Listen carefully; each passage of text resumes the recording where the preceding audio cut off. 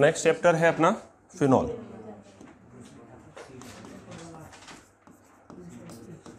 Aromatic compounds का ही portion है phenol को, हम लोग बेंजीन की जस्ट बात पढ़ रहे हैं।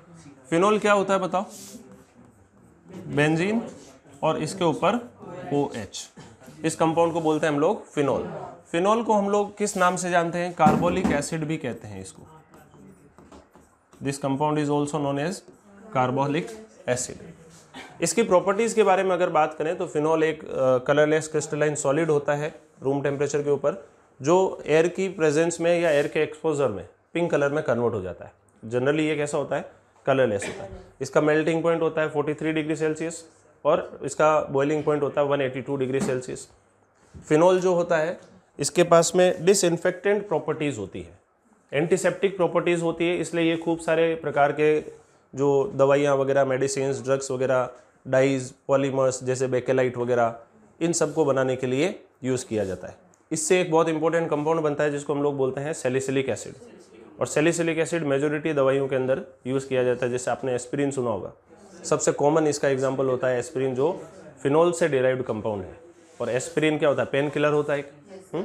तो फिनॉल के बारे में एक तो आपको क्या ध्यान रखना है कि इसके पास डिसइंफेक्टेंट प्रॉपर्टीज़ है और एक वैरायटी ऑफ कंपाउंड्स इससे हम लोग सिंथेसाइज कर सकते हैं। बेकेलाइट पॉलीमर भी इसी से बनता है, खूब सारे डाइज भी जो है अलग अलग कलर की वो भी इससे बनाई जा सकती है। तो पहले इसके थोड़े क्लासिफिकेशन के बारे में बात करते हैं। फिनॉल के अलग अलग हमारे पास में कंपाउंड्स होते हैं कि जैसे मान लो 2 OH ग्रुप जब आते हैं, ऑर्थो पे हो सकते हैं, मेटा पे हो सकते हैं या पैरा पे हो सकते हैं। तो कुछ इंपॉर्टेंट कंपाउंड्स हैं जिनके नाम आपको याद रखने हैं। इस फर्स्ट वाले कंपाउंड को क्या बोलेंगे?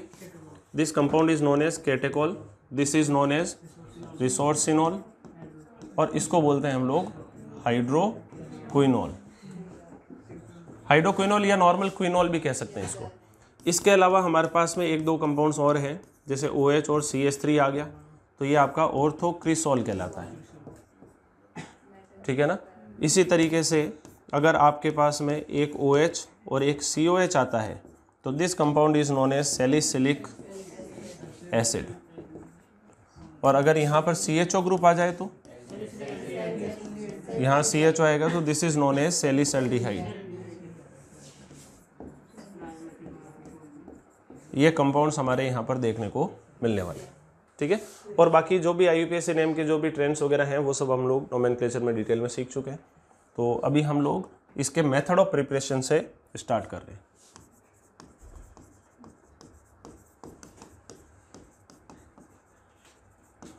कैसे कैसे बनाया जा सकता है? कुछ मेथड्स हम लोग ऑलरेडी पढ़ चुके हैं।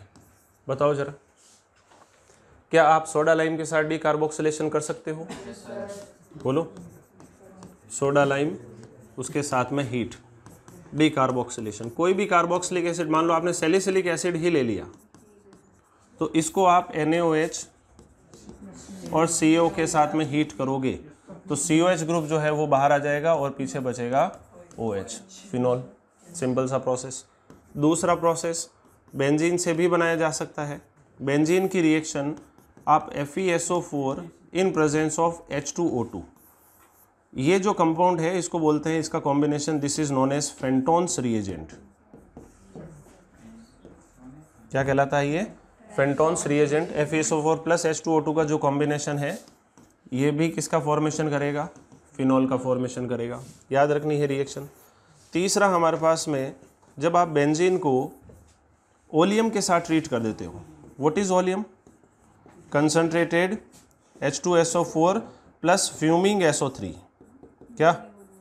SO3 की फ्यूम्स साथ में यूज़ करते हैं, तो इसका जो कॉम्बिनेशन है इसको बोलते हैं हाँ H2SO7। ठीक है? तो यहाँ से पहले कंपाउंड बनेगा SO3 माइनस, ये बन जाएगा, और इस कंपाउंड को आपने फ्यूज्ड NaOH के साथ ट्रीट कर दिया, या सोडियम फ्यूजन मतलब सोडियम हाइड्रोक्साइड फ्यूजन हम लोग बोल सकते हैं। फ्यूज्ड NaOH के साथ में जब आप ट्रीट करोगे तो यहाँ से कंपाउंड बन जाएगा O- एंड Na+, और इसकी रिएक्शन आपने करवा दी HCl के साथ, H+ अप्लाई हो जाएगा इस पर और कंपाउंड क्या बन जाएगा? OH। तो ये फ्यूज़न से भी हम लोग इसको बना सकते हैं। ठीक है? और क्या मेथड्स हमारे पास में हो सकते हैं? ग्रिग्नार्ड रिएजेंट की सहायता से बना सकते हो। बोलो क्या मेथड होता है?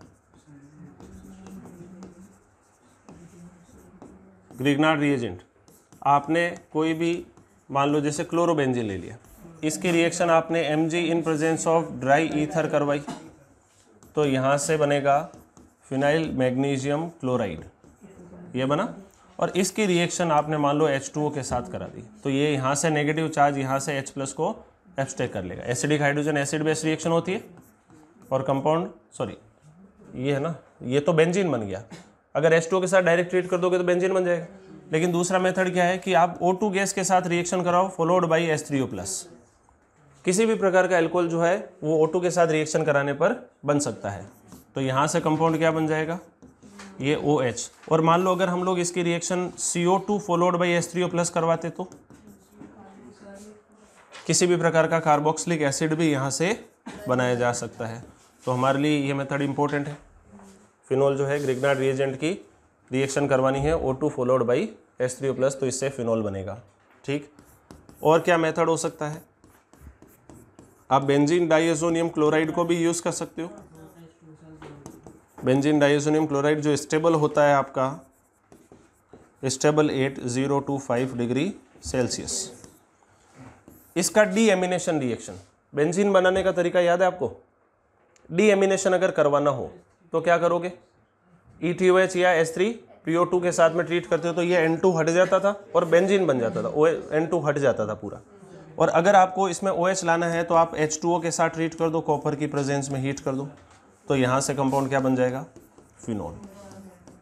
H3PO2 या ETOH के साथ में डीएमिनेशन हो जाता है, ठीक है ना। तो फिनोल बनाने का एक ये कॉमन मेथड और है हमारे पास में।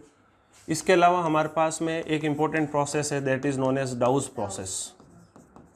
डाउस प्रोसेस क्या होता है, क्लोरोबेंजीन की रिएक्शन आपने KOH के साथ में करा दी, high heating, high temperature and high pressure.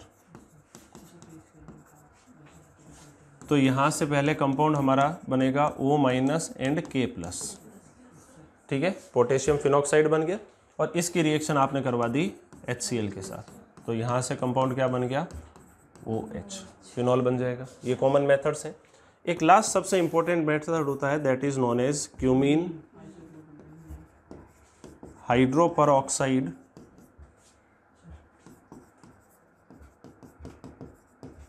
Rearrangement reaction, या क्यूमीन हाइड्रोपरऑक्साइड रिएक्शन भी आप कह सकते हो इसको, ठीक है, क्यूमीन हाइड्रोपरऑक्साइड रीअरेंजमेंट रिएक्शन। पहले फॉर्मेट समझ लेते हैं। क्यूमीन अभी हम लोगों ने थोड़ी देर पहले बनाया था, ये compound, this compound is known as cumene, और इसकी रिएक्शन आपको करवानी है O2 H2O लिखा हो या H3O+ लिखा हो, उसके साथ में आपको हीट करनी है। O2 या H+ ऐसे लिखा हो सकता है, O2 फॉलोड बाई H2O या O2 फॉलोड बाई H3O+ के साथ हीटिंग। तो इससे हमारा जो कंपाउंड बनेगा, एक तो बनेगा फिनॉल और इसका बाई प्रोडक्ट जो है वो बनेगा एसीटोन। अभी जेईई एडवांस में एक क्वेश्चन पूछा गया था जिसमें इसका क्यूमीन हाइड्रोपरऑक्साइड रिएक्शन का बाई प्रोडक्ट पूछा था, that is known as acetone. इस रिएक्शन का हम लोगों को मैकेनिज्म सीखना है। देखो, सबसे पहले तो क्यूमीन बनाना सीख लेते हैं। रीअरेंजमेंट रिएक्शन हम लोग समझ रहे हैं। बेंजीन से क्यूमीन कैसे बनाओगे बताओ।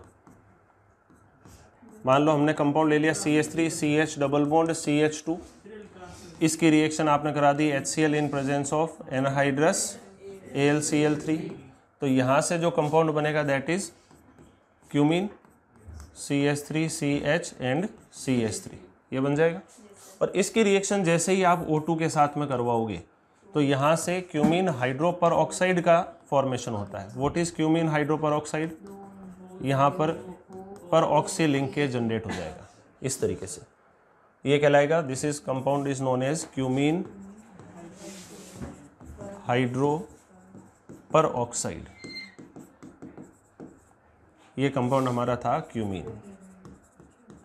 अब इसमें आप H+ अप्लाई करोगे तो ये ऑक्सीजन जो है, ये ऑक्सीजन यहाँ से H+ को एक्सेप्ट करेगा, तो कंपाउंड क्या बना, बेंजीन CH3 OH2+ बन गया। और इसमें से H2O को बाहर निकालना है तो यहाँ से ये pH जो है ना, ये शिफ्ट होता है, pH का माइग्रेशन होता है। समझ में आ गया ना, फिनाइल शिफ्ट, फिनाइल माइग्रेशन लिख देते हैं। फिनाइल का यहाँ से माइग्रेशन होगा और यहाँ से H2O का मॉलिक्यूल बाहर आ जाएगा। तो कंपाउंड क्या बन गया, देखो CH3C CH3O और इस पर ये बेंजीन। इतनी बात समझ में आ गई। यहाँ चार्ज क्या बन जाएगा, पॉजिटिव।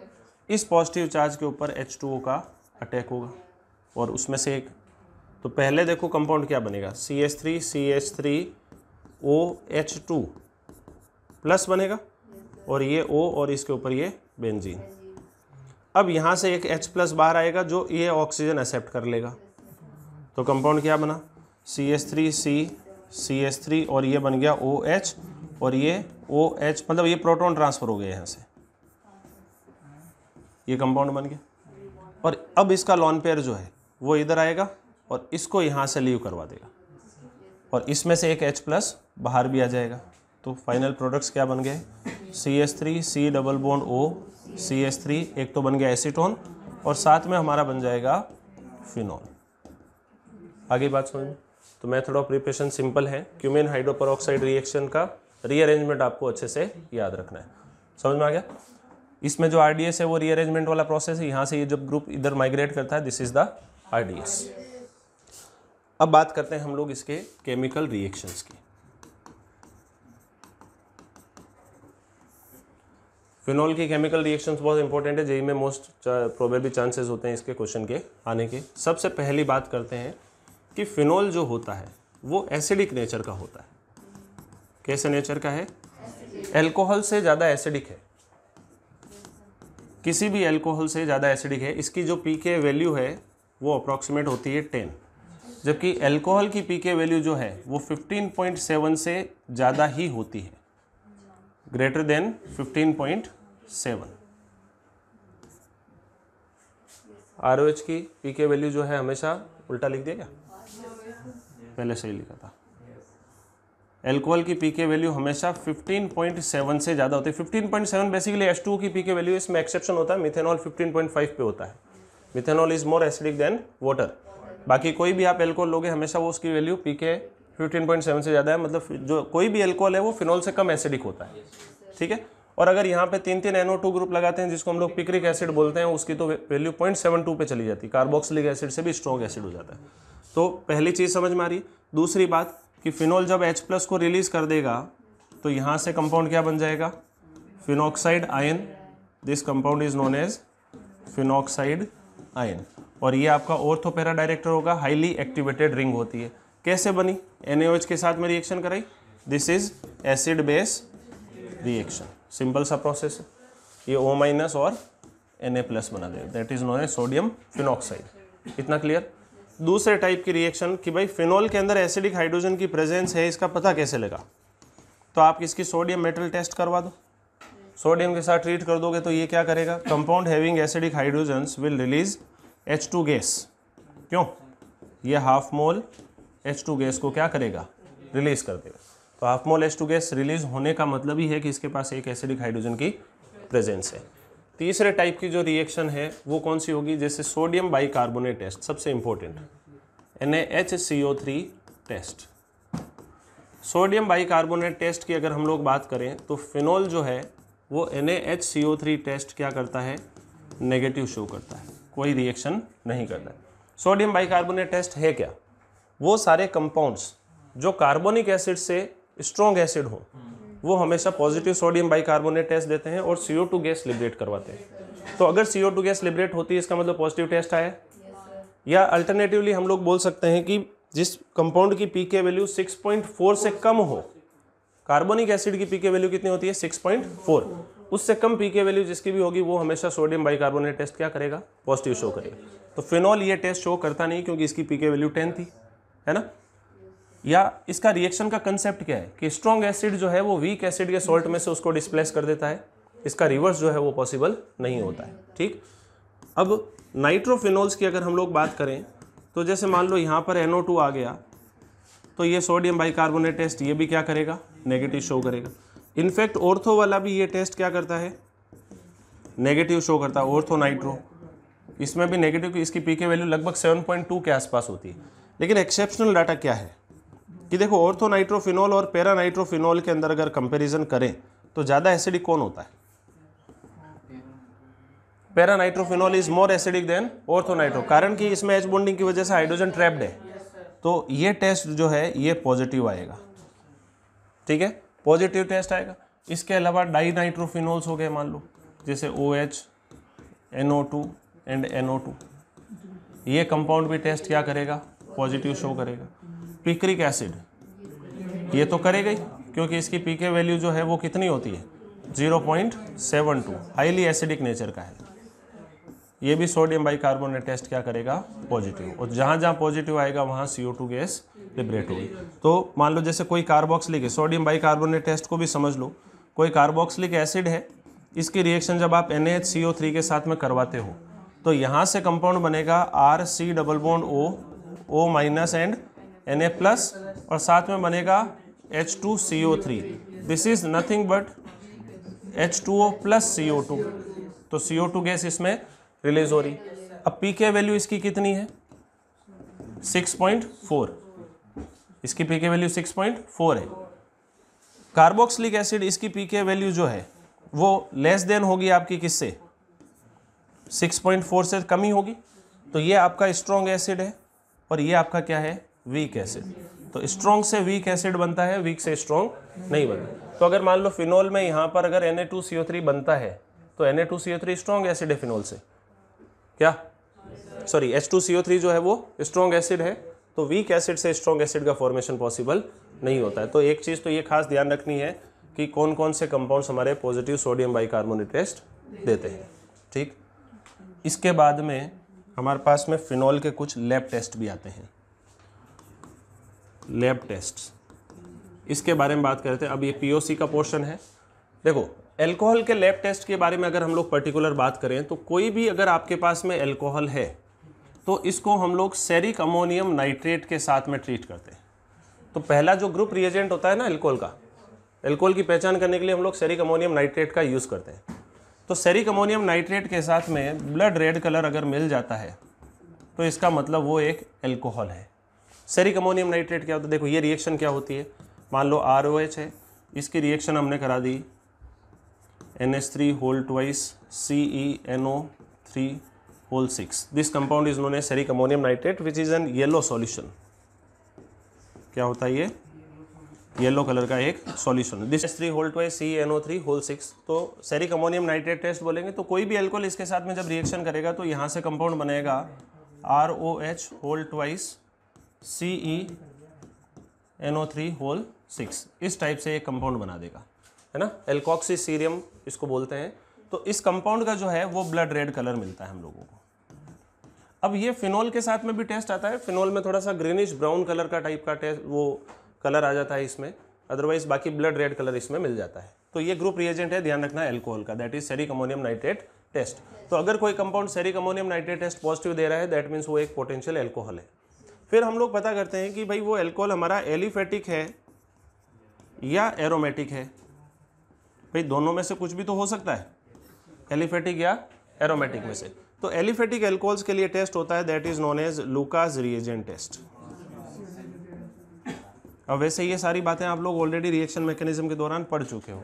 लुकास रिएजेंट टेस्ट क्या होता है, लुकास रिएजेंट क्या होता है, concentrated HCl plus anhydrous ZnCl2, इसका कॉम्बिनेशन होता है। तो कोई भी एल्कोहल अगर है और अगर ये 1 डिग्री है तो ये लुकास रिएजेंट के साथ में 30 मिनट्स का टाइम लेगा टर्बिडिटी ऑब्टेन करवाने में।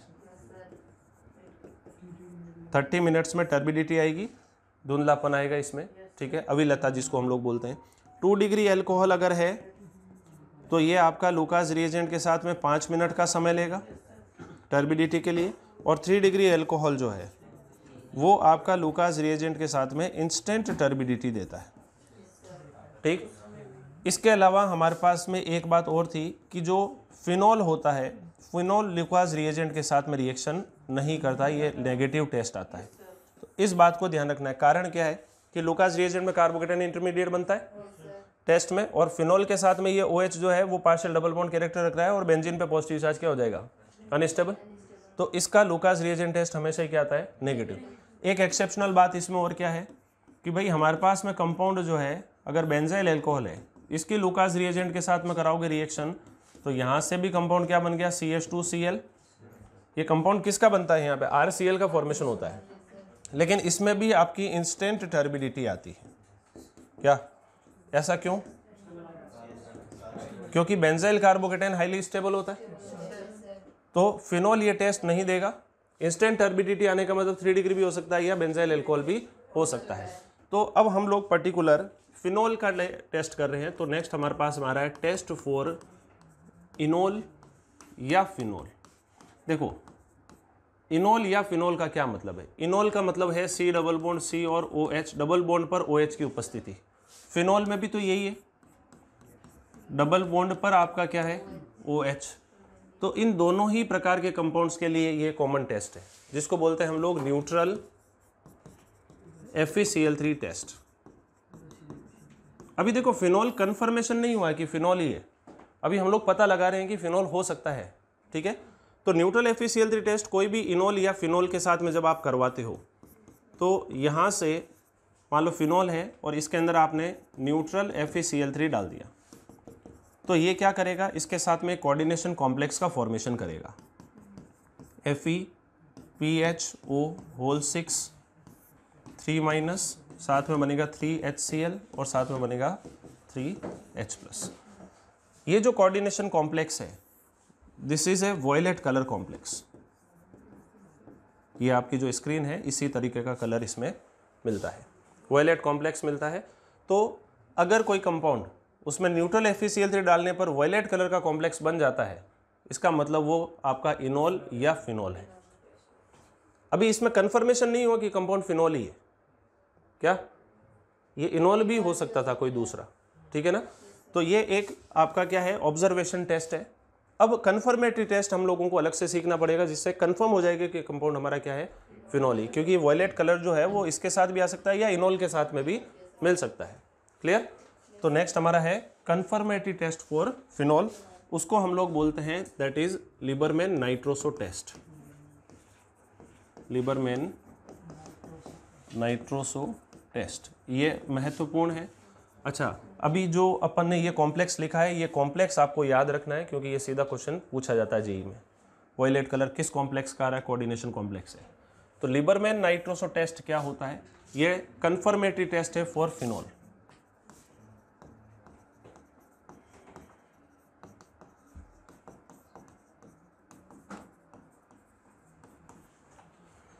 देखो हमारे पास में फिनोल की रिएक्शन हम लोग करवा रहे हैं, NaNO2 plus H2SO4, dilute H2SO4 use करते हैं, ठीक है।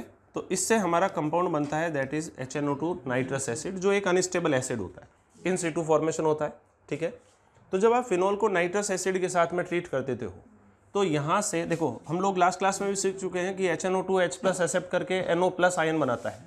भाई देखो ये HON डबल बॉन्ड O, ये HNO2 है, ये H+ अगर एक्सेप्ट कर लेगा तो यहाँ से कंपाउंड बन गया HOH पॉजिटिव और ये N डबल बॉन्ड O, और इसमें से H2O का मॉलिक्यूल क्या आएगा बाहर, और H2O का मॉलिक्यूल बाहर आ गया तो पीछे बच गया NO+, ये बन गया।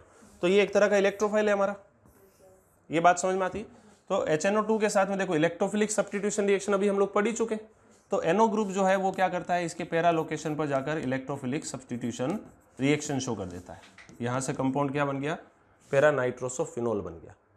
पहले इलेक्ट्रोफिलिक सब्स्टिट्यूशन हो गया, इसका मैकेनिज्म जानते हैं, और इसके मैकेनिज्म के दौरान इसमें कैटाइन बनता है। यहाँ से यहाँ तक प्रोसीड करते समय क्या बनता है, एक कैटाइन बनता है। तो शुरुआत में हमें एक ग्रीन कलरेशन ऑब्टेन होता है, क्या बनता है, ग्रीन कलर उसका ऑब्टेन होता है।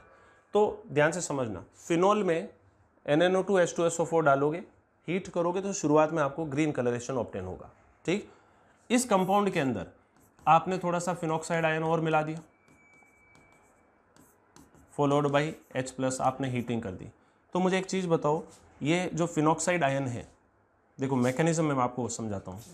यहाँ से एक कंपाउंड बनेगा OH N डबल बॉन्ड और ये बेंजीन इस तरीके से, और ये डबल बॉन्ड O, इसको बोलते हैं पैरा, या इसको सॉरी बोलते हैं indophenol. This compound is known as indophenol, और इसका रेड कलरेशन मिलता है। पहले समझ लो, फिर लास्ट में हम लोग इसका मैकेनिज्म सीखते हैं।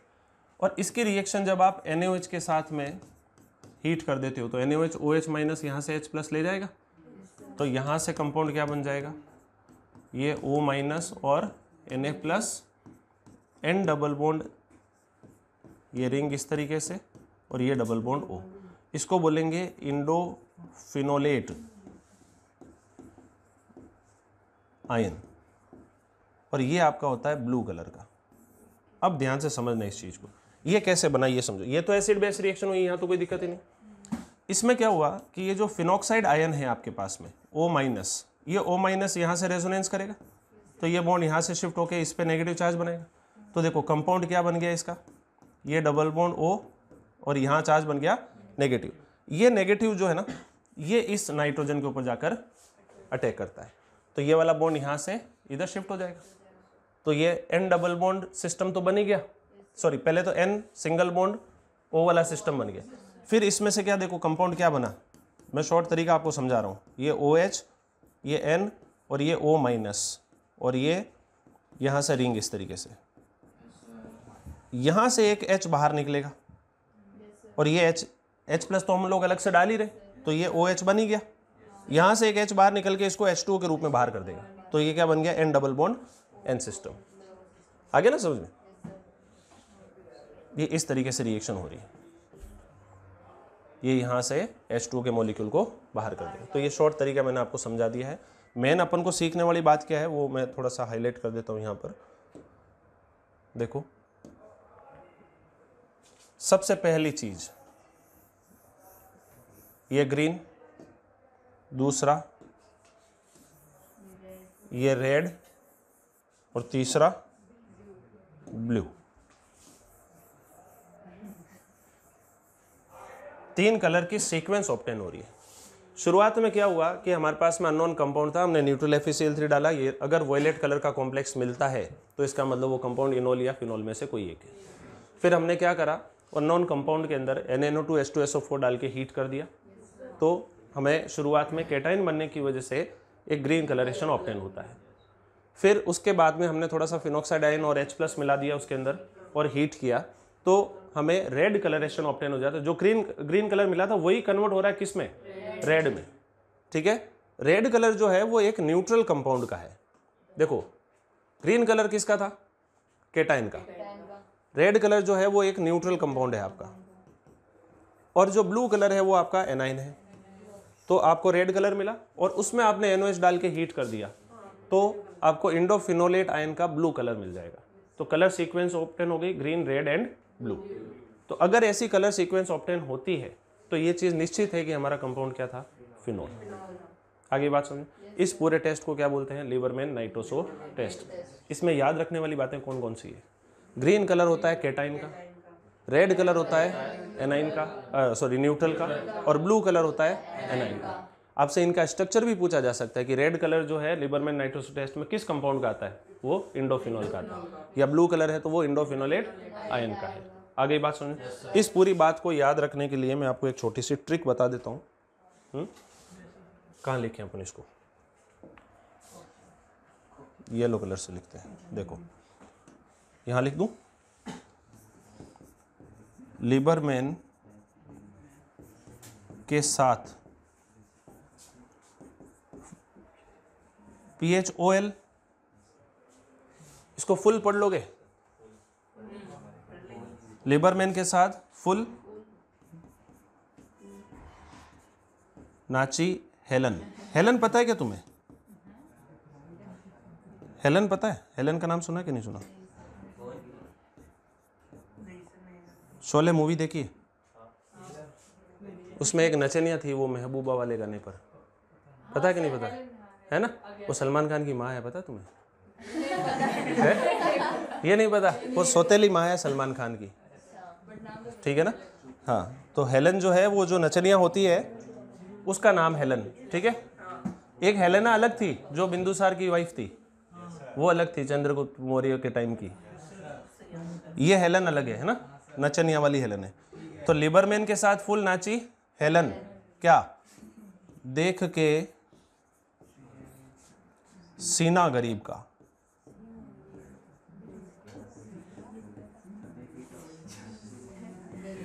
लिबरमैन के साथ फुल नाची हेलन देख के सीना गरीब का।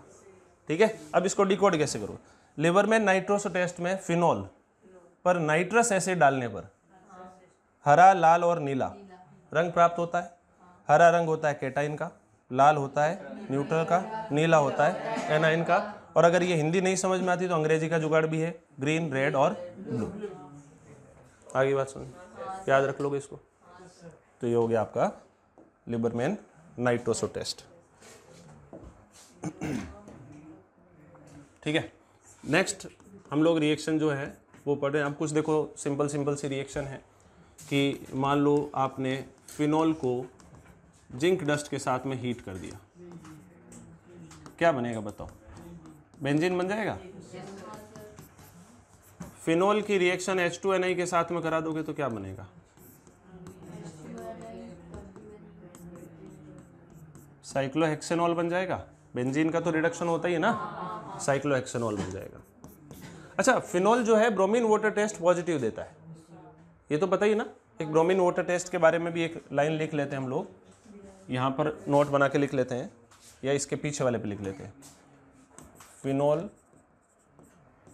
ऑल्सो गिव्स ब्रोमीन वाटर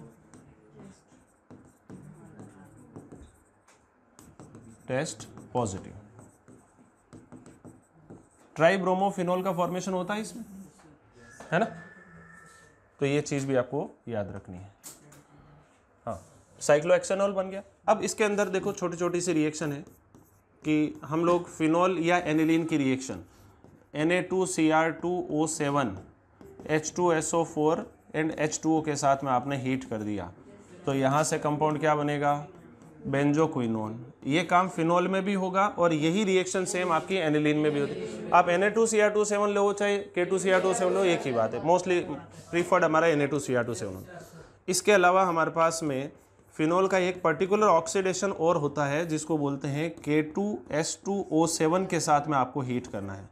तो यहाँ से जो कंपाउंड बनता है दैट इज, एक तो बनेगा केटेकॉल और एक बनेगा हाइड्रोक्विनोल। ऑर्थो वाला और पैरा वाला प्रोडक्ट बनता है। This particular reaction is known as Elbs persulphate oxidation. क्या? एल्ब्स पर सल्फेट ऑक्सीडेशन। अलग अलग रिएक्शंस लिखते जा रहे हैं बस, इनके कोई मैकेनिज्म्स आपसे नहीं पूछने वाला, आपको सीधा रिएजेंट पता होना चाहिए। अब एक आपको मैं रिएक्शन और बता रहा हूं, ध्यान से समझना। यूरोट्रोपिन पता है आपको? यूरोट्रोपिन क्या होता है? देखो, फॉर्मल्डिहाइड HCHO, और इसकी रिएक्शन हम लोग 4 मोल्स ऑफ अमोनिया के 6 moles of formaldehyde and 4 moles of ammonia जब आप आपस में हीट कर देते हो तो यहां से कंपाउंड बनता है CH2 6N4। ये जो कंपाउंड है इसको बोलते हैं यूरोट्रोपिन। क्या बोलते हैं? This is an urinary antiseptic.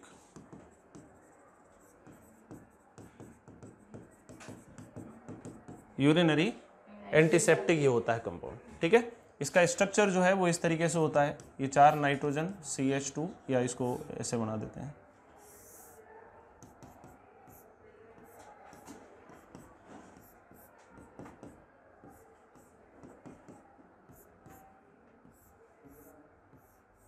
ये जो कंपाउंड है ना, इसको बोल रहे हैं हम लोग यूरोट्रोपिन। ठीक है, तो अभी आपको क्या करना है, फिनोल की रिएक्शन यूरोट्रोपिन के साथ में करानी है। CH2 6N4 के साथ में फिनोल को आप यूरोट्रोपिन के साथ जब आप ट्रीट करोगे तो उस कंडीशन में कंपाउंड बन जाएगा OH और यहाँ पर एक CHO ग्रुप इंट्रोड्यूस हो जाएगा, ये वाला। एग्जैक्टली इसके साथ में जो है ग्लिसरॉल भी होता है ना, ग्लिसरॉल होता है, और आपका BaOH होल थ्राइस भी होता है साथ में, और भी प्रिसाइज कंडीशंस की अगर बात करें, लेकिन जनरली हम लोग यूरोट्रोपिन के साथ में देख रहे हैं। तो सैलिसल्डिहाइड बन जाता है इसमें, और यहाँ पर भी कंपाउंड से सैलिसल्डिहाइड मेजर आपका ऑर्थो वाला होता है। This particular reaction is known as Duff reaction. क्या कहलाती है? डफ रिएक्शन। आगे बात समझ में, याद रखोगे इस बात को। जो एडवांस में अभी आने लायक चीज़ें हैं सब कुछ कवर करते हुए हम लोग चल रहे हैं साथ में।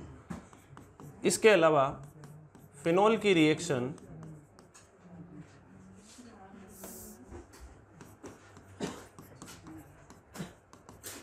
आपने करा दी फॉर्मल्डिहाइड के साथ में, HCHO OH minus followed by H plus के साथ आपने हीट कर दिया, H प्लस H2 के साथ में हीट कर दिया, ठीक है।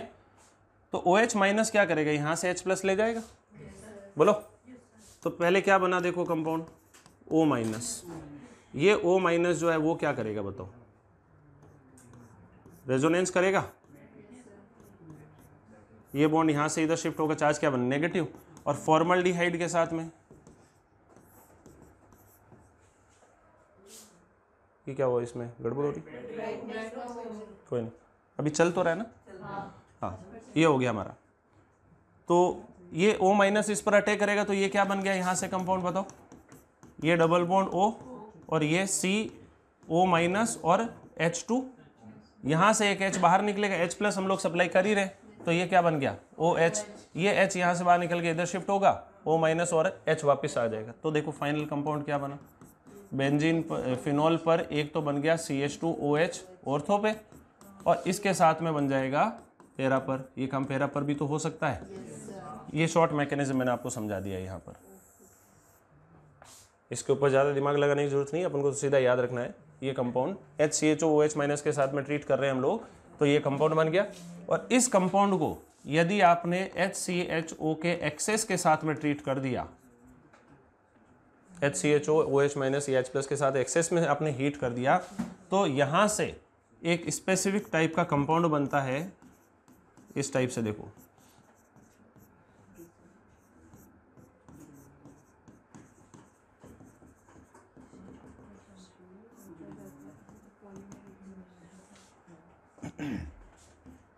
देखो ये इस टाइप से जो लीनियर चेन बनती है ना, इसको तो बोलते हैं नोवलेक।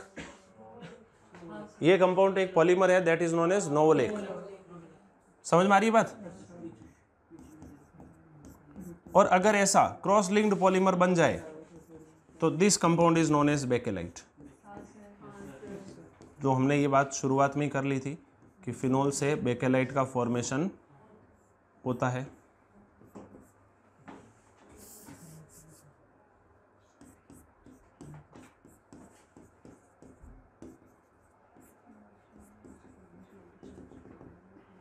दिस इज नोन एज,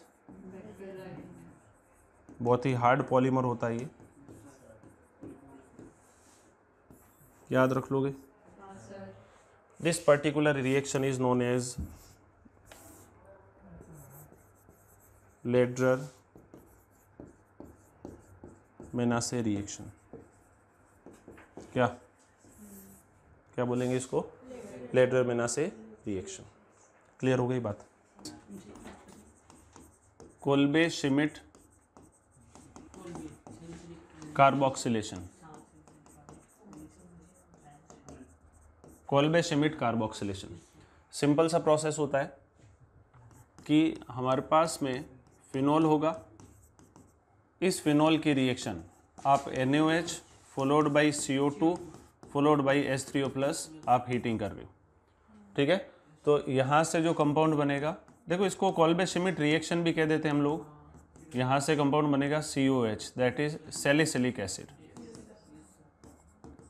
ये मेजर कंपाउंड बने क्योंकि इसमें H बॉन्डिंग हो ही रही है अपनी। इसका मैकेनिज्म सिंपल सा है कि भाई हमारे पास में जो NaOH है वो क्या करेगा, यहाँ से H प्लस को ले जाएगा, तो ये फिनॉक्साइड आयन बना देगा O माइनस।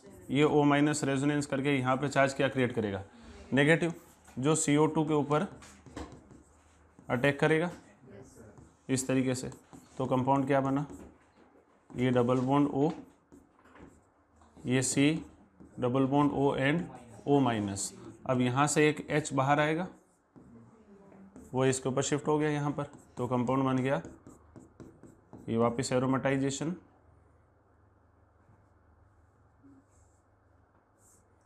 ये O माइनस और यहाँ पर ये C double bond O OH, और इसको हम लोग H प्लस अप्लाई कर देंगे, तो यहाँ से कंपाउंड बन जाएगा OH and COH। Salicylic acid जो है वो मेजर प्रोडक्ट बनेगा। ठीक है, सिंपल सा प्रोसेस है। अब सैलिसिलिक एसिड हम लोगों ने बना लिया है, तो इसके कुछ डेरिवेटिव्स हैं, derivatives of salicylic acid. Salicylic अम्ल के व्युत्पन्न, है ना। हम लोगों ने बात करी थी भाई सैलिसिलिक एसिड जो होता है वो बहुत सारे इंडस्ट्रियल पर्पस के लिए, मतलब हमारे मेडिसिन वगैरह में खूब यूज़ होता है। तो अब देखो ध्यान से समझना, फर्स्ट नंबर हम लोग पढ़ रहे हैं, दैट इज एस्पिरिन। ठीक है, एस्पिरिन कैसे बनता है, देखो हमारे पास में फिनॉल होगा, उसके ऊपर एक COH, तो ये सैलिसिलिक एसिड हम लोग ले रहे हैं। सैलिसिलिक एसिड की रिएक्शन हम लोग करा रहे हैं CH3C double bond OCl in presence of pyridine, या तो ये ले लो। अच्छा, इसकी जगह पर वो कई बार ACCl लिखते हैं शॉर्ट में। ठीक है, एक ही बात है। AC ग्रुप क्या होता है, CH3C double bond O group जो है। ठीक है, और या फिर इसकी जगह पर आप एनहाइड्राइड भी ले सकते हो, C double bond O, C double bond O and CH3, इसके साथ में पिरिडीन। अब इसको हम लोग क्या लिखेंगे, AC होल ट्वाइस O, ऐसे लिख दो, या शॉर्ट में आप AC2O लिख दो, AC2O, इस तरीके से। इसके साथ में भी पिरिडीन होगा। अब सिंपल सा प्रोसेस है, पिरिडीन जो है वो क्या करेगा, बेस है, बेस यहाँ से H+ ले जाएगा और ये इसके ऊपर अटैक करके Cl को क्या कर देगा, बाहर कर देगा। तो यहाँ से हमारा जो कंपाउंड बना वो क्या बना, देखो ये प्रोटेक्शन ऑफ OH ग्रुप की रिएक्शन जो अभी हम लोग पढ़ेंगे उसके बेसिस पर ये रिएक्शन हो रही है, और यहाँ आ जाएगा C double bond O and OH। इस कंपाउंड को देखो बोलते हैं acetyl salicylic acid, this is known as acetyl salicylic acid. ये नाम याद रखना क्योंकि जेईई में सीधा ये नाम ही पूछा हुआ है। Aspirin is also known as, ठीक है। एस्पिरिन जो होता है ये आपका वाइट क्रिस्टलाइन होता है, वाइट क्रिस्टलाइन सॉलिड होता है ये। इसका मेल्टिंग पॉइंट जो है अप्रॉक्सीमेट 152 डिग्री सेल्सियस, अप्रॉक्सीमेट बता रहा हूँ, 152 डिग्री सेल्सियस के आसपास होता है। जब बुखार आ जाता है तो हमारे हाथ पांव जब दर्द करते हैं, है ना, ऐसे बोलते हैं भाई पांव टूटने लग गए या हाथ टूटने लग गए, इस तरीके से, तो उसको ठीक करने के लिए हम लोग फीवर के अंदर इसको प्रिस्क्राइब करते हैं, है ना। फीवर के अंदर ये ज्वरनाशी होता है, इसके पेन किलर प्रॉपर्टीज़ होती है, पेन किलर होता है, एंटीपायरेटिक होता है, ये एंटीपायरेटिक, एनाल्गेसिक, एंटी इन्फ्लामेटरी,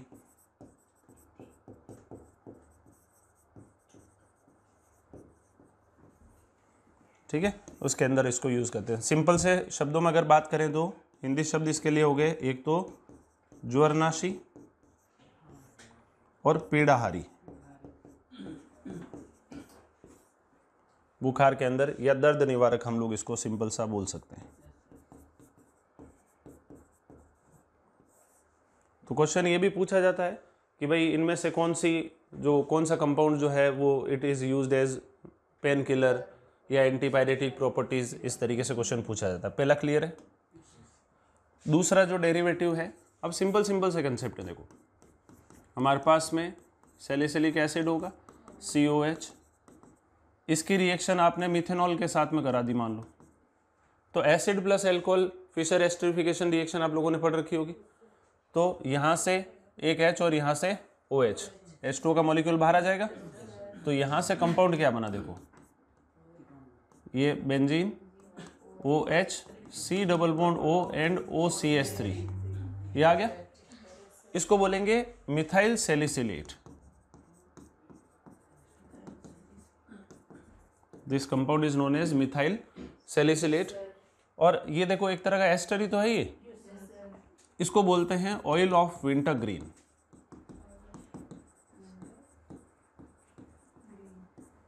इसका नाम ध्यान रखना, क्या बोलेंगे इसको, ऑयल ऑफ विंटर ग्रीन। ये बेसिकली जब पांव दर्द जो होते हैं ना, जोड़ों का जो पेन होता है, उसके लिए हमारा ये कंपाउंड यूज़ करता है। जैसे पहले हम लोग तेल वगैरह की मालिश यूज करते थे उसके ऊपर, है ना, तो ये उसी पैटर्न का कंपाउंड है और ये आयोडेक्स बनाने में यूज़ होता है। आयोडेक्स हो गया, विक्स वेपोरेब हो गया, ये सब जो होते हैं ना उसके अंदर इसको यूज़ किया जाता है। ये आपकी ग्रीन कलर की एक जेली होती है, नाम ध्यान रखना, इसको क्या बोलेंगे, ऑयल ऑफ विंटरग्रीन। तीसरा जो हमारे पास में हो गया OH COH, इसके रिएक्शन हम लोग इस बार फिनॉल के साथ ही करवा रहे हैं, तो यहाँ से H और यहाँ से OH बाहर आ जाएगा, तो कंपाउंड क्या बन गया अपने पास में, benzene OH C double bond O and OPH, इसका नाम क्या हो जाएगा, फिनाइल सैलिसिलेट। ये आपका अगेन वाइट क्रिस्टलाइन होता है, वाइट क्रिस्टलाइन, इसका melting point approximate 53 degree Celsius, ठीक है, और इसको बोला जाता है सेलॉल। ये आपका एक तरह से इंटरनल एंटीसेप्टिक की तरह यूज़ भी किया जाता है, इंटरनल एंटीसेप्टिक है ना, पूतिरोधी, आंतरिक पूतिरोधी शब्द इसके लिए यूज़ करेंगे।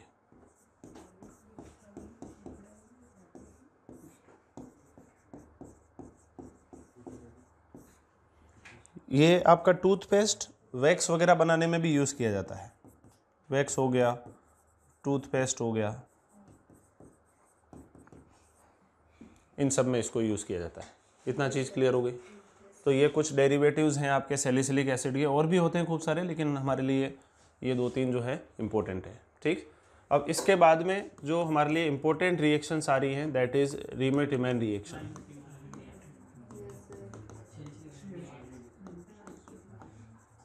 रीमेटिमेन रिएक्शन ये 2 टाइप की है। फर्स्ट हमारे पास में है दैट इज रीमेटिमेन फॉर्माइलेशन। 2 टाइप की है, फॉर्माइलेशन एंड कार्बोक्सिलेशन। फॉर्माइलेशन का फॉर्मेट समझते हैं पहले।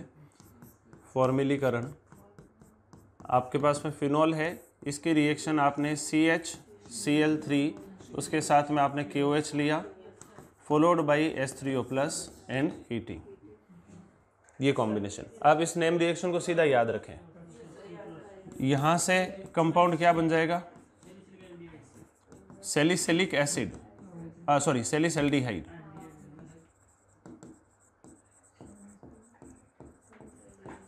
ये आपका मेजर रहेगा, ध्यान रखना, ऑर्थो वाला, ठीक है। इसका मैकेनिज्म सिंपल सा है, देखो ध्यान से समझना इसको कि भाई हमारे पास में KOH है, तो KOH क्या करेगा, यहाँ से H ले गया तो कंपाउंड क्या बन गया, ये O-, फिर ये इधर आएगा, शिफ्ट होगा, यहाँ पे चार्ज क्या बनेगा, नेगेटिव। ये नेगेटिव चार्ज जो है, अच्छा एक चीज़ और कि भाई हमारे पास में CHCl3 प्लस KOH मैंने आपको बता रखा है, इसको जब आप हीट करते हो तो पहले CCl3 माइनस बनता है, इसमें से एक Cl माइनस बाहर आएगा, तो CCl2 डाइक्लोरोकार्बिन का फॉर्मेशन होता है, साथ में KCl और साथ में H2, ये हमारा इंटरमीडिएट है इसमें। तो अब हमारे पास में ये जो कार्बिन है CCl2, इसके पास 6 इलेक्ट्रॉन है, तो ये इलेक्ट्रॉन को एक्सेप्ट कर लेगी। तो जब ये कार्बन इलेक्ट्रॉन एक्सेप्ट कर रहा है तो इस पे चार्ज क्या आएगा, नेगेटिव। तो देखो पहले कंपाउंड क्या बन गया, यहाँ से ये डबल बॉन्ड O, यहाँ पर C, इसके ऊपर Cl, सही है, और इस पे चार्ज क्या बन गया, नेगेटिव, इस तरीके से। अब यहाँ पर ये जो H है, ये H रिलीज हो जाएगा, ध्यान रखना, ये H रिलीज होगा और ये बॉन्ड यहाँ से इधर शिफ्ट हो, क्योंकि जैसे ही H बाहर निकलेगा यहाँ चार्ज क्या बनेगा, नेगेटिव, और ये H कौन एक्सेप्ट कर लेगा, ये कार्बन। समझ में आ गई बात। तो यहाँ से देखो कंपाउंड क्या बना, ये बन जाएगा अपने पास में ये O-, CH, Cl and Cl, ये बन गया। अच्छा ये H कैसे रिलीज होगा, OH- ले जाएगा इसको। जेई में अभी 2-3 साल पहले एक सीधा सीधा सवाल था कि भाई कोल्बे ये रीमेटिमेन रिएक्शन के अंदर कितने मोल्स आपका NaOH यूज होता है, सीधा सीधा क्वेश्चन। एक तो हॉफमैन ब्रोमोमाइड डिग्रेडेशन रिएक्शन जो हम लोग पढ़ते हैं, प्राइमरी अमीन बनाने का तरीका है, उसमें भी ये पूछा गया था कि भाई कितने मोल NaOH यूज हो रहा है। यहाँ पर भी पूछा गया था कि भाई कितने मोल NaOH यूज हो रहा है, ठीक है ना। वहाँ पे 4, यहाँ पर भी 4 है, ठीक है। कैसे, देखो अब क्या होगा कि भाई वापस हमारे पास में जो KOH है, ये KOH क्या करेगा, यहाँ पर न्यूक्लियोफिलिक सब्स्टिट्यूशन करेगा, दोनों Cl किससे रिप्लेस कर देगा, O माइनस CH, यहाँ पर 2 OH। समझ में आ रही बात? और उसके बाद में हमारे पास में इसके अंदर से एक H2O बाहर आ गया, तो कंपाउंड क्या बन गया, देखो ये बन गया O minus CH OH and O। अरे यार क्या करें, ये तो वापस लिख दिया।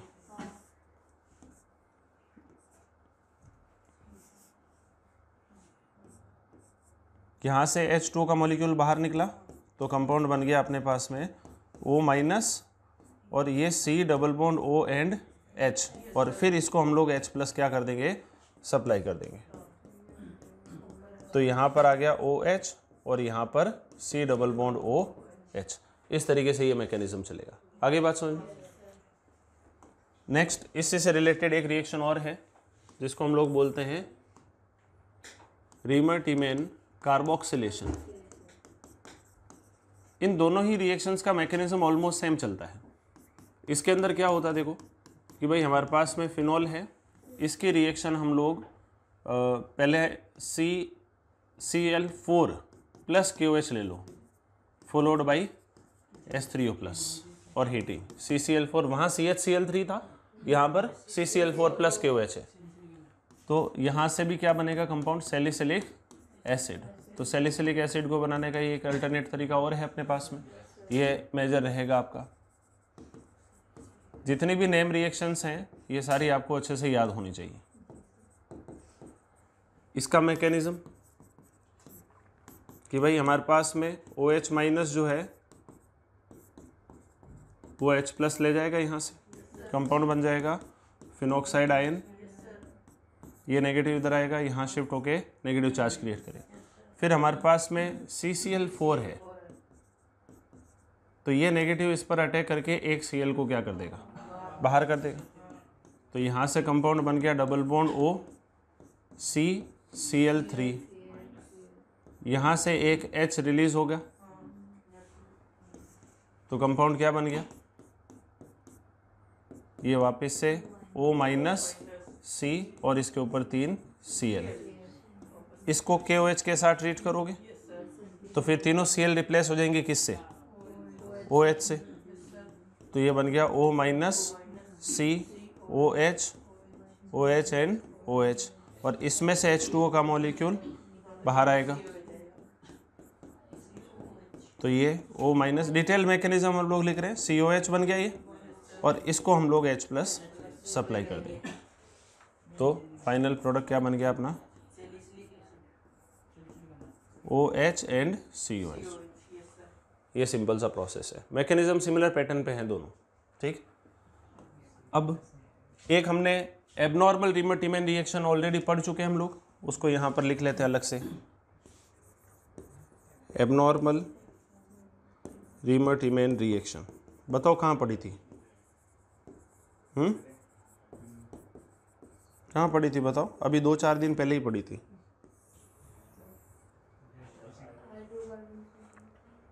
कार्बिन के साथ पढ़ाई तो थी, वो पिरिडीन बनाने का तरीका, क्लोरोपिरिडीन और क्लोरोबेंजीन बनाने का जो तरीका था वो यही तो था, ठीक है। इतना क्लियर। 1-2 नेम रिएक्शंस और हैं, उनको भी हम लोग मेंशन कर रहे हैं, फिर इसके प्रोटेक्शन के बारे में बात करते हैं। एक हमारे पास में आता है गेटरमैन रिएक्शन।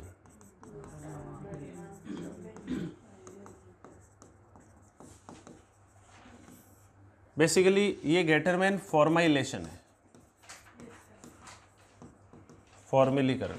देखो गेटरमैन नाम से खूब सारी रिएक्शन है हमारे पास में, गेटरमैन फॉर्माइलेशन भी होता है, हमारे पास में गेटरमैन रिएक्शन भी है, गेटरमैन कोच सिंथेसिस भी है, गेटरमैन हेलोजिनेशन भी है, गेटरमैन अमाइड सिंथेसिस भी होता है, अलग अलग पैटर्न की रिएक्शन है। तो नेम रिएक्शंस आजकल जेईई में बहुत कॉमन होते हैं, रिएक्शन लिख देगा और आपको उसका नेम पूछागा, ठीक है। तो आप फॉर्मेट ध्यान रखें, सिंपल सी रिएक्शन है।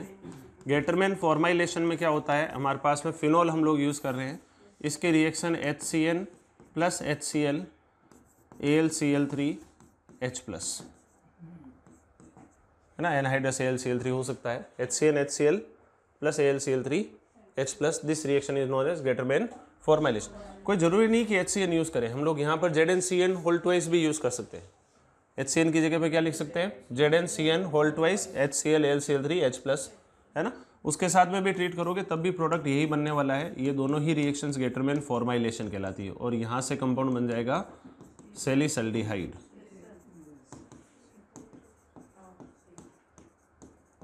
तो ये एल्डिहाइड वाले चैप्टर में रिएक्शन फिर से रिपीट होगी, गेटरमैन फॉर्माइलेशन। एक रिएक्शन हमारे पास में होती है। अच्छा, बाकी जो रिएक्शन है हम लोग उसी चैप्टर के साथ में गेटरमैन वाला पोर्शन कवर करेंगे। अभी एक तो बेंजीन डाइज़ोनियम उसमें आ जाएगी। एक हमारे पास में होती है विलियमसन्स ईथर सिंथेसिस। ये रिएक्शन हम लोग ऑलरेडी पढ़ चुके हैं SN2 रिएक्शंस वगैरह के साथ में, है ना। ईथर बनाने का तरीका सीखा था। विलियमसन ईथर सिंथेसिस क्या होता है भाई, हमारे पास में OH है, इसकी रिएक्शन जब आप NaOH के साथ में कराओगे तो फिनॉक्साइड आयन बन जाएगा, ये बन गया सोडियम फिनॉक्साइड, और ये अब एक स्ट्रॉन्ग न्यूक्लियोफाइल की तरह एक्ट करेगा।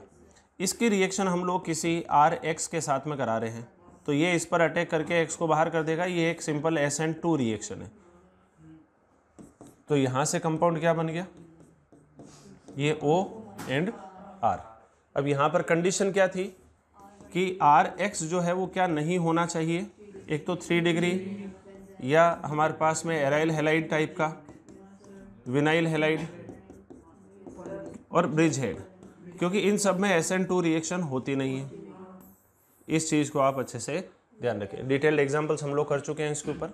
तो ये विलियमसन ईथर सिंथेसिस, ईथर को बनाने का तरीका है, ठीक है। उसके अलावा अब हमारे पास में जो रिएक्शन आती है that is protection of OH and NH2 groups. भाई हमने ये बोला था कि फिनॉल वगैरह ये जो है डायरेक्टली फ्रीडल-क्राफ्ट रिएक्शंस वगैरह शो नहीं करते हैं, ठीक है ना। तो पहले हम लोग प्रोटेक्शन के बारे में बात करते हैं। होता क्या है कि भाई ये जो OH फिनॉल है ये हाईली एक्टिवेटेड रिंग है, तो इसको हम लोग क्या करते हैं CH3C डबल बॉन्ड OCl, या जो हमने उसमें लिया था एस्पिरिन वाले में CH3COCl लिया, या कोई एनहाइड्राइड ले लिया इन प्रेजेंस ऑफ पिरिडीन। तो ये पिरिडीन यहाँ से H ले जाएगा और इसके ऊपर अटैक करके Cl को क्या कर देगा, बाहर। तो this is highly activated ring. तो हम लोग क्या कर रहे हैं, इसकी इलेक्ट्रॉन डेंसिटी को थोड़ा सा कम करने की कोशिश कर रहे हैं। ये OC डबल बॉन्ड O और CH3 बन गया, ये कंपाउंड बन गया यहाँ से। अब ये रिंग जो है ये आपकी नॉर्मल एक्टिवेटेड है, क्या मॉडरेटली एक्टिवेटेड। कारण क्योंकि इस OH का प्लस M जितना ज़्यादा लगेगा इसमें इलेक्ट्रॉन डेंसिटी उतनी ज़्यादा बढ़ती जाएगी। अब हमने OH को एस्टर में कन्वर्ट कर दिया तो एस्टर का प्लस M तो कंपेरेटिवली क्या होता है, कम होता है, क्योंकि देखो इसका लॉन पेयर इधर भी आ रहा है और C डबल बॉन्ड O की तरफ भी डिलोकलाइज हो रहा है। तो ये उतनी एक्टिवेटेड रिंग नहीं है, और हम लोग जानते हैं कि इसमें फ्रीडल-क्राफ्ट रिएक्शंस वगैरह जितनी भी है वो सारी हो जाती है। इसमें फ्रीडल-क्राफ्ट रिएक्शन नहीं होगी डायरेक्ट, लेकिन इसमें ज़रूर हो जाती है। समझ में आ रही बात। तो अब हमें क्या करना है, इस कंपाउंड से क्या क्या चीज़ों को सिंथेसाइज किया जा सकता है वो पढ़ना है। यहाँ पे OH की जगह पर अगर NH2 भी होगा ना तब भी यही प्रोसेस होगा। ये रिवर्सिबल प्रोसेस है, इसको वापस इसका अगर हाइड्रोलिसिस कर देना तो ये वापस से हट भी जाता है, क्योंकि एस्टर का हाइड्रोलिसिस यही तो होता है, एसिड प्लस एल्कोहल बनता है, ठीक है। तो इसको प्रोटेक्शन के लिए यूज कर रहे हैं हम लोग। अब देखो इस कंपाउंड की सहायता से हम लोग क्या क्या बना सकते हैं वो समझ लेते हैं। OC डबल बॉन्ड OCH3 है मान लो हमारे पास, और अब इस कंपाउंड के अंदर अलग अलग रिएक्शंस रिएजेंट हम लोग यूज करते हैं।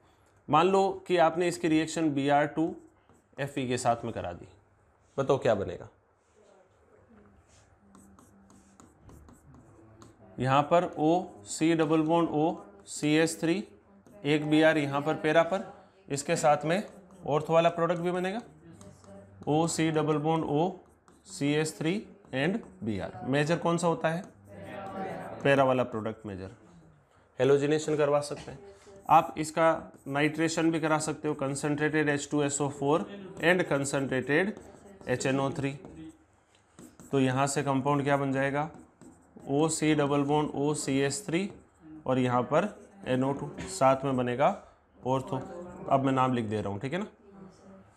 इसके बाद में आप इसकी रिएक्शन अगर कंसनट्रेटेड H2SO4 के साथ में कराते हो तो सल्फोनेशन होगा, OC डबल बॉन्ड OCH3 और यहाँ पर SO3H प्लस ऑर्थो।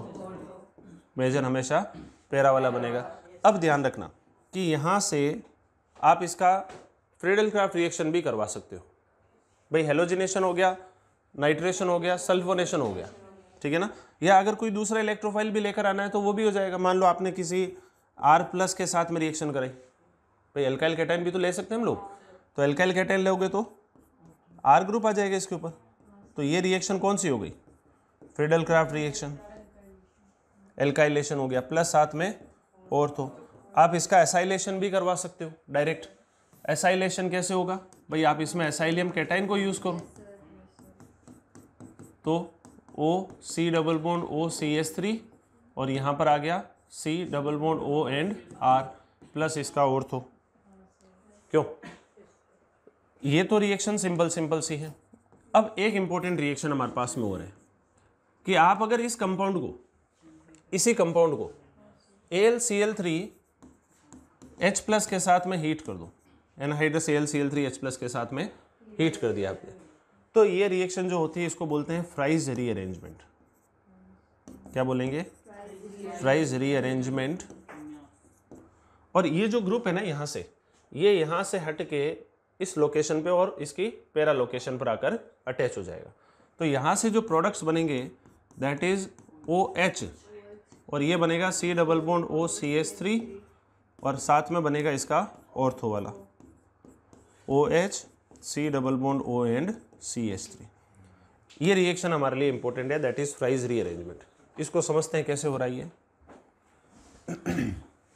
सिंपल सा है, फ्राइज रीअरेंजमेंट। भाई सबसे पहले तो हमने कंपाउंड क्या लिया? फिनॉल लिया था। इसकी रिएक्शन हमने कराई C double bond OCl in presence of pyridine. तो पहले यहाँ से OH का प्रोटेक्शन हो गया, OC डबल बॉन्ड OCH3 और इस कंपाउंड में हम लोगों ने AlCl3H+ डाल के हीट किया है। तो यहाँ से कंपाउंड बन गया OH C double bond O and CH3। ये जो रीअरेंजमेंट है यहाँ से यहाँ तक का that is known as Fries rearrangement. अब इसको कैसे करवाते हैं देखो कि भाई ये C double bond O and CH3। सबसे पहले देखो हमारे पास में ये कंपाउंड है, तो ये AlCl3 के साथ में रिएक्शन करेगा। OC डबल बॉन्ड OCH3 जो है सिंपल सा मैकेनिज्म है, कुछ भी नहीं है। AlCl3 क्या होता है? Lewis acid. तो ये अपने लॉन पेयर से इसके वैकेंट ऑर्बिटल में इलेक्ट्रॉन डोनेट कर देगा। तो यहाँ से कंपाउंड क्या बन गया? O, ये AlCl3 माइनस इसके ऊपर चार्ज क्या आ जाएगा? Plus C double bond O and CH3। ये पहले ऐसा कंपाउंड बन गया। तो बेसिकली इसमें हुआ क्या है, अब इसको न्यूट्रलाइज होने के लिए ये यहाँ से क्या करेगा? इस ग्रुप को रिलीज कर देगा। तो बेसिकली AlCl3 पिरिडीन की प्रेजेंस में ये जो एसाइलियम कैटायन है ना, ये डायरेक्टली फ्री हो जाता है। समझ में आ रहा है? ये सॉल्यूशन में फ्री हो जाएगा। तो यहाँ से CH3C double bond O that is acylium cation, ये सॉल्यूशन में फ्री हो जाता है। ये बाहर आ गया। तो अब हमारा कंपाउंड क्या बन गया? जैसे ही बाहर आएगा ये क्या करेगा? इसकी पैरा लोकेशन पे जाकर रिएक्शन करेगा। तो यहाँ से कंपाउंड क्या बन गया देखो, इसको तो ऐसे वाइट में लिख लेते हैं।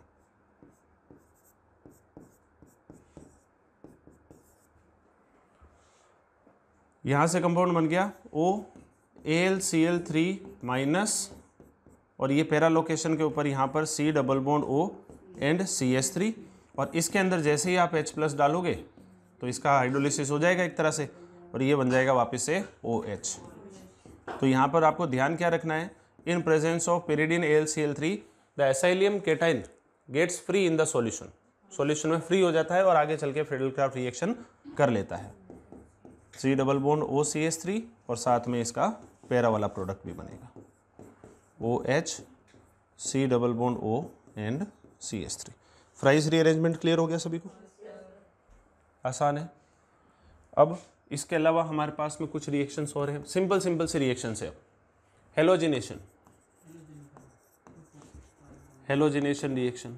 अब ये थोड़ी सी इंपॉर्टेंट रिएक्शन है, ध्यान रखना कि अगर आप फिनोल का डायरेक्टली हेलोजिनेशन करवाते हो, Br2 के साथ में रिएक्शन कराई H2O की प्रेजेंस में, है ना, तो पॉलीप्रोटिक सॉल्वेंट के अंदर क्या होता है, ट्राइब्रोमोफिनोल का फॉर्मेशन हो जाता है, OH Br Br and Br, है ना। ट्राइब्रोमो वाले जनरली व्हाइट कलर के प्रेसिपिटेशंस होते हैं, ठीक है, ट्राइब्रोमो प्रोडक्ट मिल जाएगा। तो अगर आपको मोनोब्रोमिनेशन करवाना है तो मोनोब्रोमिनेशन के लिए आपको थोड़ी सी कंडीशन चेंज करनी पड़ेगी। आप Br2 के साथ में CH2 ले लो या इसकी जगह CCl4 ले सकते हो, और ये आपका 0 to 5 डिग्री सेल्सियस हम लोग जनरली रिएक्शन यूज़ करते हैं, 278 केल्विन हो गया लगभग, ठीक है। तो यहाँ से मोनोब्रोमिनेशन इसका संभव है, OH Br और साथ में इसका, लेकिन फिनोल एनिलीन के अंदर ये ऐसा नहीं होता है। एनिलीन में चाहे आप नॉन पोलर सॉल्वेंट भी यूज़ कर लोगे ना, तब भी ट्राइब्रोमो एनिलीन ही बनता है। H2O के साथ में भी ट्राइब्रोमो एनिलीन और इसके साथ में भी ट्राइब्रोमो एनिलीन, ठीक है। एनिलीन की एक्टिविटी जो है वो इससे भी क्या होती है, ज़्यादा, क्योंकि NH2 ग्रुप का प्लस M ज़्यादा है OH से। ये बात समझ में आ रही। अब देखो कुछ पर्टिकुलर टाइप के कन्वर्जन्स जो है वो आपको ध्यान रखने हैं कि मान लो आप सैलिसिलिक एसिड को भी अगर इसके साथ में ट्रीट कर देते हो ना, Br2 + H2O के साथ में, तो ये COH भी हट जाता है यहाँ से। ये ऐसे क्वेश्चन जेई में आ रखे हैं ऑलरेडी, तीनों जगह पर आपका क्या आएगा, Br। सिंपल सा मैकेनिज्म होता है, कुछ भी नहीं है, बट आप दिमाग में बिठा लो इसको। SO3H भी होता है तब भी यही हो जाता है, OH यहाँ SO3H हो गया, मान लो यहाँ SO3H हो गया, Br2 H2O के साथ ट्रीट करा तो यहाँ से भी ट्राइब्रोमो,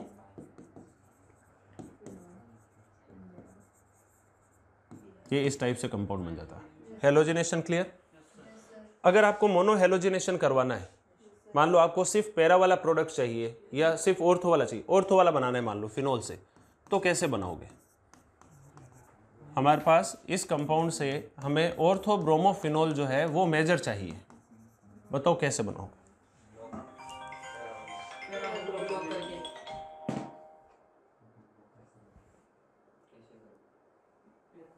बताओ क्या करोगे भाई, पैरा को तो ब्लॉक करना ही पड़ेगा ना, हमें सल्फोनेशन वगैरह तो करना ही पड़ेगा। तो सबसे पहले तो एक्टिविटी को कम करो, बोलो, सबसे पहले एक्टिविटी को कम करना पड़ेगा। एक्टिविटी को कम करने के लिए हमारे पास में रिएजेंट है CH3C double bond OCl in presence of pyridine। क्योंकि अभी हम लोग पढ़ चुके हैं कि भाई जो हमारा प्रोटेक्टेड कंपाउंड बनता है उसकी एक्टिविटी कम हो गई, डायरेक्टली करवा दोगे तो ट्राइब्रोमोफिनोल बन जाएगा। दूसरा रिएजेंट क्या यूज करोगे, पैरा लोकेशन को ब्लॉक करना है, उसका सल्फोनेशन तो होता है ना प्रोटेक्शन वाले का, तो अब आप कंसंट्रेटेड H2SO4 यूज करोगे। फिर क्या करोगे, बोलो, ब्रोमिनेशन, Br2Fe के साथ में रिएक्शन, और फोर्थ नंबर पे डाइल्यूट H2SO4, फिर से हटाना भी पड़ेगा उसको SO3H को, और जब डाइल्यूट H2SO4 डालोगे तो जो एस्टर बनेगा उसका हाइड्रोलिसिस भी हो जाएगा। देखो कैसे कि भाई फर्स्ट रिएजेंट डालने पर हमारा कंपाउंड क्या बना, OC डबल बॉन्ड OCH3, ये प्रोटेक्शन हो गया। उसके बाद में सेकेंड रिएजेंट डालोगे तो क्या होगा, इसका तो सल्फोनेशन हो सकता है ना, और कौन सा प्रोडक्ट मेजर बनता है, पैरा वाला प्रोडक्ट, यहां पर आ गया SO3H। अब थर्ड रिएजेंट से ब्रोमिनेशन, तो OC double bond OCH3 SO3H और यहां पर Br, और इसके बाद में जब आप डाइल्यूटेड H2SO4 डालोगे या H+H2 डाल दो तो ये भी एस्टर का भी हाइड्रोलिसिस हो जाएगा और ये SO3H भी यहाँ से हट जाएगा। आ गया समझ में। तो इस तरीके के कन्वर्जन जेईई में बहुत सिंपल से पूछे जाते हैं। सेकेंड हमारे पास में जो रिएक्शन आती है that is nitration. Friedel craft reaction तो डायरेक्टली पढ़नी नहीं है अपन को, क्योंकि वो हम लोग प्रोटेक्शन करवा रहे हैं, इसके डायरेक्ट होती नहीं है। नाइट्रेशन की अगर हम लोग बात करें तो due to highly activated ring, अगर आप डायरेक्टली इसका concentrated H2SO4 and concentrated SO3H के HNO3 इसके साथ में रिएक्शन जब करा देते हो नाइट्रेटिंग मिक्सचर, तो हाईली कंसनट्रेटेड होने की वजह से इस फिनोल का ऑक्सीडेटिव क्लीवेज हो जाता है। क्या होता है? ऑक्सीडेटिव क्लीवेज, ऑक्सीकारी विदलन हो जाता है इस वलय का। किसके अंदर? CO2 प्लस H2O में। मुख्य रूप से ये काम होता है। ज़्यादातर जो फिनोल का कंपाउंड है वो CO2 प्लस H2O में ब्रेक डाउन हो जाएगा, और साथ में एक कंपाउंड बन सकता है जिसको बोलते हैं पिक्रिक एसिड, जो हाईली एसिडिक नेचर का होता है। 3 NO2 ग्रुप्स यहाँ पर आते हैं, है ना, लेकिन ये माइनर प्रोडक्ट बनता है, थोड़ी सी मात्रा में बनता है, दैट इज पिक्रिक एसिड। तो अगर आपको नाइट्रेशन कराना है फिनोल का तो आपको थोड़ी सी डाइल्यूटेड कंडीशंस को यूज करना पड़ेगा। डाइल्यूट H2SO4, डाइल्यूट HNO3, या खाली सिर्फ इतना भी लिख के छोड़ देते हैं डाइल्यूट HNO3, या कोल्ड HNO3 भी लिख देते हैं। सबका मतलब एक ही है। यहाँ से आपका नाइट्रेशन हो जाएगा OH NO2 और साथ में बनेगा ऑर्थो वाला। मेजर बताओ कौन सा रहेगा? ऑर्थो वाला। यहाँ मेजर ऑर्थो वाला रहेगा, कारण hydrogen bonding. This is minor. याद रखोगे बात? अगर आपको पिक्रिक एसिड ही मेजर बनाना है तो आपको यहाँ पर थोड़ा सा रिंग की एक्टिविटी को थोड़ा सा कम करना पड़ेगा। इस टाइप के कंपाउंड लेने पड़ेंगे, और इस कंपाउंड का अगर आप concentrated H2SO4 and concentrated HNO3 के साथ में ट्रीट करवाओगे तो पिक्रिक एसिड मेजर बनता है। OH NO2 NO2 and NO2, this is picric acid and major product. Otherwise तो माइनर प्रोडक्ट बन रहा है पिक्रिक एसिड। यहाँ पे चीज़ें ध्यान रखना, क्या dilute H2SO4 HNO3, only dilute HNO3 लिखा हो या कोल्ड HNO3 लिखा हो, सबका मतलब एक ही। अच्छा, HNO2 के साथ कराओगे तो NO ग्रुप आ जाएगा, ठीक है। तीसरी रिएक्शन जो होती है दैट इज सल्फोनेशन।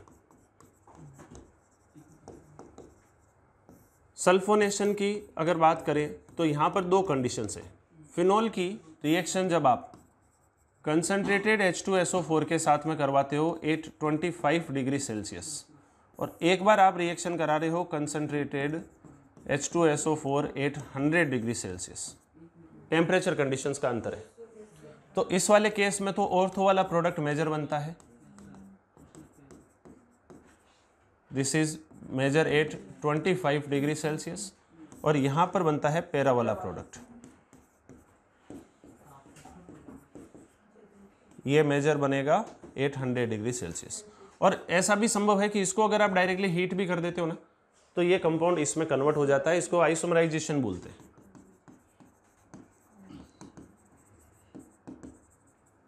समावयवीकरण इसको कहते हैं। समझ में आ गया? ये याद रखना है सीधा आपको, ठीक है। तीनों टाइप की रिएक्शन क्लियर है। डायरेक्ट विडलक्राफ्ट रिएक्शन हम लोग करवा नहीं रहे, वो हम लोग ऑलरेडी डिटेल में पढ़ चुके हैं। अब एक हमारे पास में आती है रिएक्शन जो बहुत ज़्यादा इंपॉर्टेंट है, दैट इज डाईएजो कपलिंग रिएक्शन। डाईएजो युग्मन अभिक्रिया।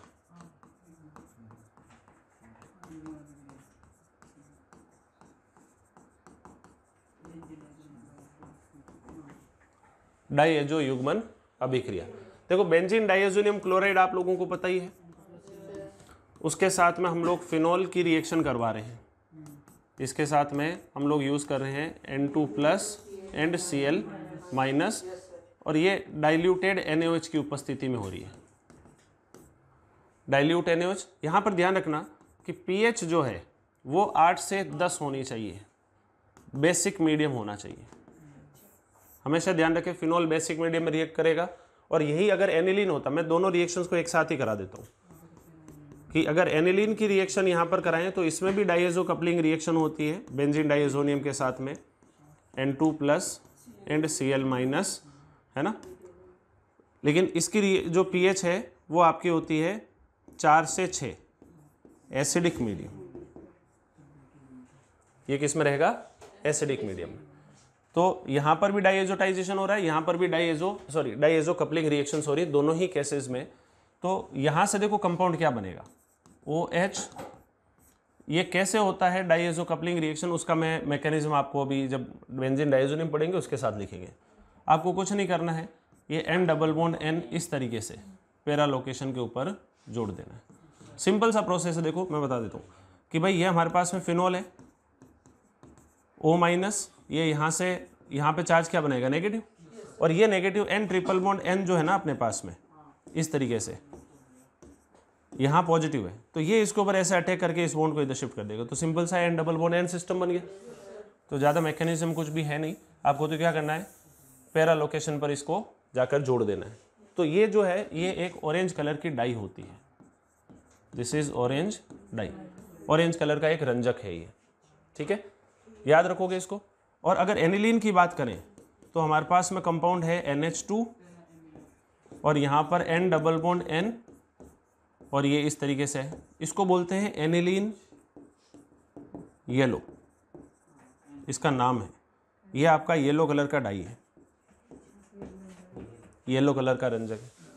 अब जेई में क्वेश्चन इसके ऊपर आ रखा है कि भाई उन्होंने क्या किया कि फिनॉल और NH2 ये दोनों ही कंपाउंड ले लिए और इसकी रिएक्शन उन्होंने कराई है बेंजीन डाइएजोनियम क्लोराइड के साथ में N2+ and Cl- in presence of diluted NaOH, और pH इन्होंने बोल रखा है 8 से 10।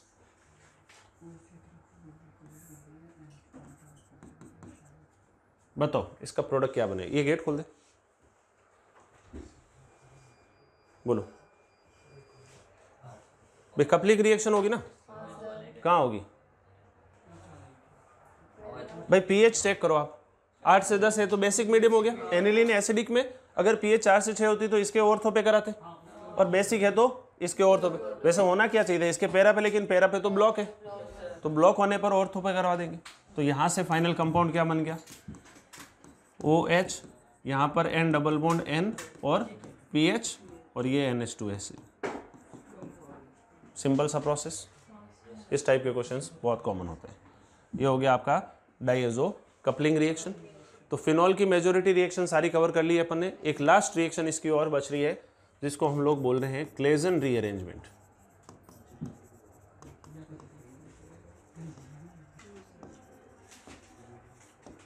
क्लेजन रीअरेंजमेंट बहुत इंपॉर्टेंट है। ये एलाइल फिनाइल ईथर्स में होता है। किस में होगा, एलाइल फिनाइल ईथर्स में। अच्छा लैब टेस्ट बता दिया ना मैंने इसका, Liebermann nitroso test. Allyl phenyl ether क्या होता है, देखो फिनॉल की रिएक्शन आप NaOH के साथ में करवा दो तो ये सोडियम फिनॉक्साइड बना देगा। अब देखो ईथर आ रहा है तो kind of Williamson ether synthesis ही है, O- एंड Na+, और इसकी रिएक्शन हमने करवाई है CH2 double bond CH and CH2Cl इसके साथ में, ये है। तो जैसे ही इसके साथ में रिएक्शन कराओगे तो ये कंपाउंड जो है ये इसके ऊपर अटैक करके Cl को बाहर करेगा।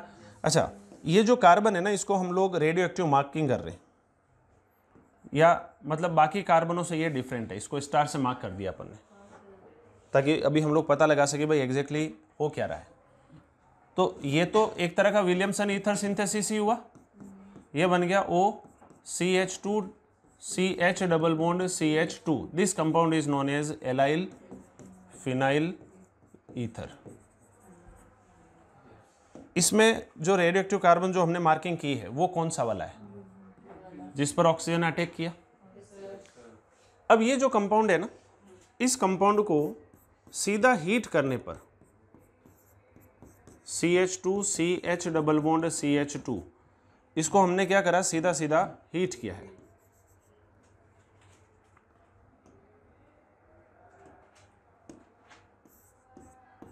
इसमें एक रीअरेंजमेंट होता है और इसका जो प्रोडक्ट है वो बनेगा OH CH2 CH double bond CH2, ये कंपाउंड बनेगा। लेकिन स्टार वाला जो कार्बन है वो ये वाला होगा। स्टार वाला कार्बन जो है वो उधर वाला होगा। और अगर ऑर्थो लोकेशन ब्लॉक होगी तो पैरा पे जाके जुड़ेगा। रीअरेंजमेंट कैसे हो रहा है ये ढंग से समझना कि हमारे पास में ये जो कंपाउंड है allyl phenyl ether CH2 CH double bond CH2, ये स्टार वाला कार्बन है।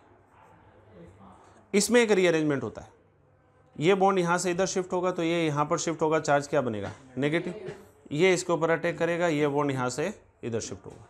एक तरह का रीअरेंजमेंट है इसको सीधा सीधा हीट करने पर। तो यहाँ से कंपाउंड बन गया ये डबल बॉन्ड O इस तरीके से। देखो इस कार्बन से अटैच हो गया ये CH2 और ये पाई बॉन्ड यहाँ से आगे शिफ्ट हुआ है तो CH double bond CH2, star वाला कार्बन कौन सा हो गया ये वाला। अब यहाँ से एक H जो है वो रिलीज होगा, इधर शिफ्ट होगा, तो यहाँ से फाइनल कंपाउंड क्या बन गया, ये बन गया OH CH2 CH double bond CH2, star वाला कार्बन यहाँ पर। ये इस तरीके का, इसको बोलते हैं एलाइल फिनाइल ईथर रीअरेंजमेंट, जिसको क्लेजन रीअरेंजमेंट हम लोग बोल रहे हैं। समझ में आ गया। तो देखो ऑर्थो पे तो लग ऐसा रहा है कि भाई अटैक तो देखो स्टार वाले कार्बन पे हो रहा है, लेकिन जुड़ कहाँ से रहा है, उल्टी डायरेक्शन से। भाई ऐसा भी तो हम लोग बोल सकते थे कि भाई फिनॉक्साइड आयन में ये नेगेटिव चार्ज यहाँ से रेजोनेंस करके यहाँ आया और यहाँ से अगर अटैक करता तो Cl को बाहर करके ये कार्बन जुड़ना चाहिए था स्टार वाले से। ऐसा ही तो है, जबकि ऐसा नहीं हुआ, पहले वो ईथर बना है उसमें रीअरेंजमेंट होकर ऐसा हो रहा है, तो उल्टा जुड़ रहा है ऑर्थो पे। और अगर पैरा लोकेशन होती, जैसे मान लो सपोज करो कि हमारे पास में ये कंपाउंड ऐसे होता CH2 CH double bond CH2 और ये स्टार है और यहाँ पर 2 CH3 लगे हुए, तो अगर इस कंपाउंड को आप सीधा हीट करते ना तो ये पैरा पे चला जाता, यहाँ से कंपाउंड बनता OH CH2 CH double bond CH2, लेकिन स्टार वाला कार्बन यही रहता, पैरा पे सीधा जुड़ता, वो उतना स्ट्रेच नहीं हो रहा है, पैरा पे हमेशा सीधा ही जुड़ता। ऑर्थो पे क्या जुड़ता है, उल्टा, ऑर्थो पे उल्टा जुड़ रहा है, पैरा पे सीधा जुड़ रहा है। समझ में आ गई बात। ये याद रखना है आप लोगों को क्लेजन रीअरेंजमेंट के अंदर। अब इस बात को ध्यान रखने के लिए आप एक शब्द याद रखो, OUPS, या इसको उप्स पढ़ लो, ऑर्थो पे उल्टा पैरा पे सीधा। ठीक, तो ये आपका चैप्टर जो है फिनॉल वो कंप्लीट हो गया।